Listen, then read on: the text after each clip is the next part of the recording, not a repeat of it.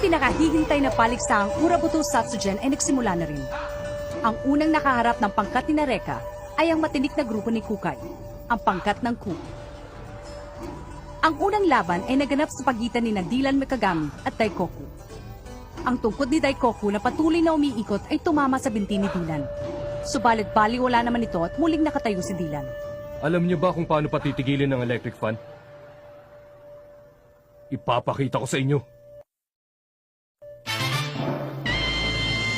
Bakal na kamao, ang alas ni Max Tomon.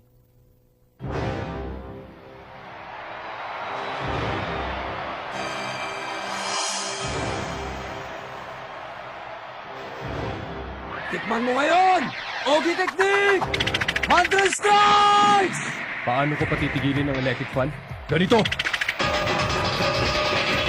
Ano?